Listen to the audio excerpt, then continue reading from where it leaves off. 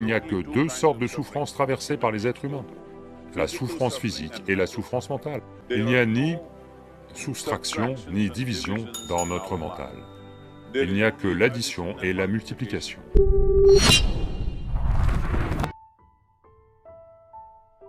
Les gens pensent qu'il y a des pensées négatives et des pensées positives.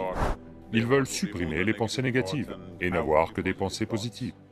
Ces gens-là, je leur demanderai de simplement faire une expérience, pendant 10 à 15 secondes, qu'ils retirent de force une pensée de leur mental. Par exemple, pendant les 10 prochaines secondes, ne pensez juste pas à un singe. Essayez de ne pas penser à un singe pendant les 10 prochaines secondes. Vous verrez que vous serez envahi de singes. Donc ce que je dis, c'est que ceci est la nature de votre mental. Parce que dans ce mental, les 3 pédales sont des accélérateurs. Il n'y a pas de frein, il n'y a pas d'embrayage. Quoi que vous touchiez, ça ne fera qu'accélérer. Dans ce genre de mental, les professeurs de morale et de religion ont appris aux gens « ne pensez pas aux mauvaises choses ». Eh bien, depuis, c'est un travail à plein temps. Donc, il n'y a pas moyen de gérer le mental comme ça, pas besoin d'une grande illumination. Si vous passez 2 minutes les yeux fermés, vous allez réaliser que vous ne pouvez rien faire de force avec ce mental. Donc, je veux supprimer les pensées négatives. N'allez jamais dans cette direction, parce que ce que vous voulez supprimer va devenir votre qualité. Vous serez toujours dessus. Alors que faire? Le truc, c'est ça. Sans comprendre la mécanique fondamentale de ce mental, parce que notre mental, le mental humain, est l'ordinateur le plus sophistiqué de la planète. Même tous les super-ordinateurs en sont sortis. Quand c'est le cas, n'est-il pas important que nous comprenions la mécanique de son fonctionnement? Un aspect simpliste de son fonctionnement, c'est que il n'y a ni soustraction ni division dans notre mental. Il n'y a que l'addition et la multiplication. Si vous essayez de faire quelque chose avec lui, il va dire une de plus. Si vous essayez fortement, ça va se multiplier encore bien plus. Dans ce mental, n'essayez pas d'identifier ce qui est positif, ce qui est négatif, pour ensuite le supprimer. Tout d'abord, on doit comprendre que ce mental qui est le vôtre, ce corps qui est le vôtre, sont censés vous servir vous. La vie que vous êtes est importante. Le corps et le mental sont des véhicules qui doivent nous servir nous. Si vous êtes assis dans un véhicule, il doit aller là où vous voulez aller. S'il va vers sa propre destination, quel est l'intérêt d'un tel véhicule? Ce n'est qu'une nuisance. En ce moment, la plupart des êtres humains, malheureusement, vivent cette possibilité fantastique qu'est le mental humain comme une nuisance, comme une chose problématique. Eh bien, c'est la plus belle chose que vous ayez. C'est juste que vous devez prêter un peu d'attention à la façon dont il fonctionne. Voici une chose simple, le tout premier processus, c'est pour ça qu'on a sorti ce processus appelé Isha Kriya. Il est fait pour vous distancier de votre processus physiologique et psychologique.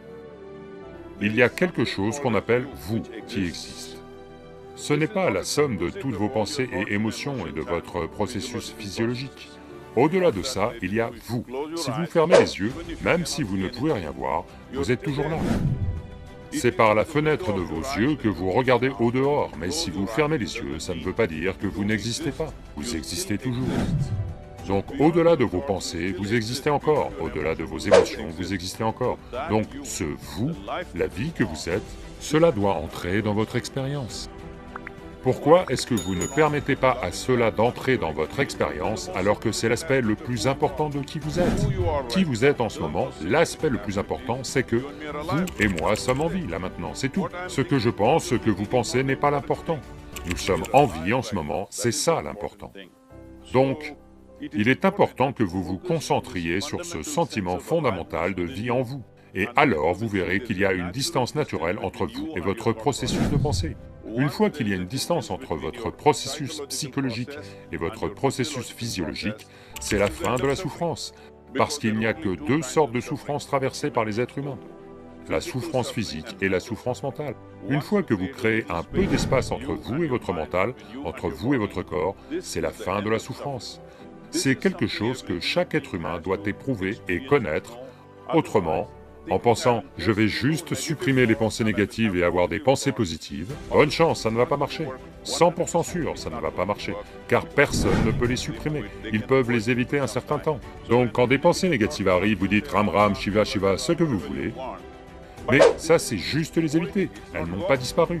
Dès que vous arrêtez ça, elles vont ressurgir avec beaucoup de force, autrement elles vont revenir dans vos rêves. Donc c'est très important.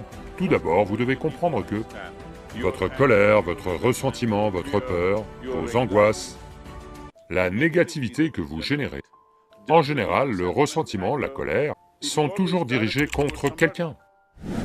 Mais nous devons comprendre que ce sont des poisons que nous buvons et on s'attend à ce qu'un autre meure.